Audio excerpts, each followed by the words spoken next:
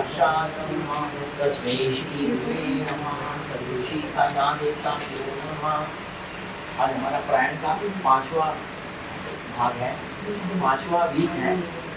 दिव्य ज्ञान 1, page number 75 to 84।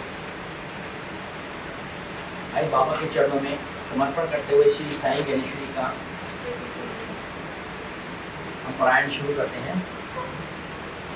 नायक तुम ब्रह्मांड के पालक रक्षक नाथ, सिरजन सब संसार का है तेरे ही हाथ। रचना रचते स्वयं की लेके जब अवतार, महाकाव्य बन लोक में दिखते हो साकार।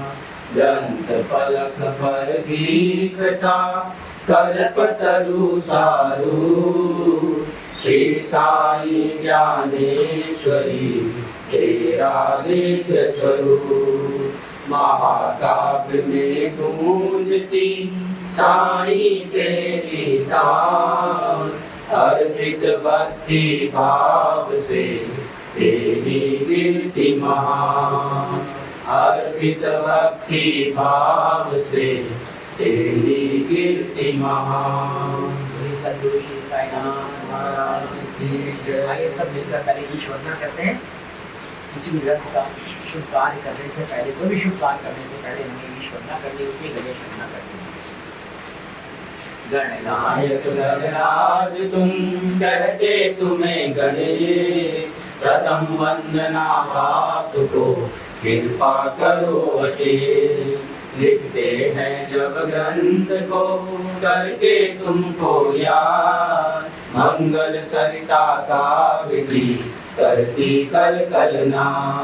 माँ तेरे आशीष से दीना में घन का, वाणी का वरदान दो गूंजे स्वर के तार। बस कर मानस में करो शब्दों का संचार, मुखरित कर संसार को ज्ञान भंडार।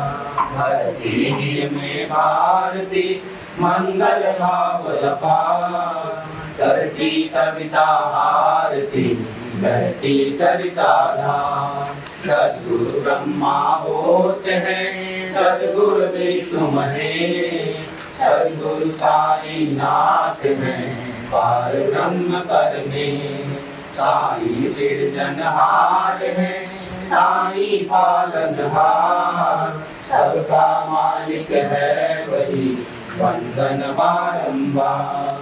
सद्गुरु साई दीजिए बस इतना अवदान, अपने घर से कर सकूं कीर्ति का गुणगान। विघ्न हरो मंगल करो जग में तेरा नाम, आप सवारो काज सब सद्गुरु साई राम।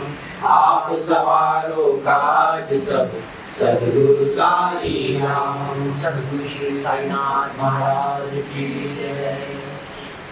दिव्य ज्ञान अध्याय की, यानी कि वो ज्ञान, वो ईश्वरीय ज्ञान जिससे दिव्य की प्राप्ति हो सकती है, ईश्वर की प्राप्ति हो सकती है। ये ज्ञान बाबा ने चांदोरकर जी को सुनाया था, जो कि हम आज सब इसका पारायण करेंगे का। साई मूर्ति ब्रह्म की साई गुण की खान, साई योगी तापसी साई पुण्य निधान। श्री चरणों में सर टिका जोड़े दोनों हाथ, नागाने की वंदना बोले साई नाम। पूछा था मैंने कभी बाबा एक सवाल, आगे कभी बताऊंगा उत्तर मेरे लाल। अब तक बाबा आपने दिया न हमको भूल कोई हमसे हुई वरना क्यों अवरो। हम बालक हैं आपके हम अबोध अज्ञान, गुस्सा आप न कीजिए बाबा आप महान। की कृपा कीजिए, दीजिए दिव्य प्रकाश। प्रभु कैसा है, कौन है, उसका कहाँ निवास। जानो नित्य अनित्य को तेरा यही विवेक। ज्ञानी करते ज्ञान से ईश्वर का अनुमान, अपने अनुभव से करे मालिक की पहचान। अंदर के जब पट खुले ज्योतिर्मय मन प्राण, अनुभूति जगदीश की फिर में उपजे ज्ञान। कोई तीर्थ घूमता पंढरपुर की राह, भेंट करूं भगवान से ऐसी मन में चाह। कोई फेरी मारता मंदिर के चहुओर, ईश्वर मिलता ना उसे टूटे आशा डोर। आँख शांता व्यर्थ जो वो जाने ना ईश, शास्त्र सार की धार से जीवन गया प्रकाश। ज्ञान सुधा पर निंदा में लीन, नहीं विवेकी बन सके रहे ज्ञान से ही। ईश्वर आस नहीं परलोक की, बैठो देव विमान। विषय वासना यूं जगे जैसे सागर ज्वार, आए दुख सैलाब तो सरले सारी पीर। फिर माता तो नित्य है आत्मा उसकी तो, यात्रा करके आत्मा आती जग की ओर। आत्मा तेरा लक्ष्य है, पहुँच इसके धाम। निश्चित कर इंसान को खिले मोक्ष का फूल, इसकी प्राप्ति के बिना सारे यत्न फिजूल। साई वाणी सत्य सुन नाना जोड़े हाथ, पुलकित मन यह बोलता जय हो साई नाम। ओम साई राम।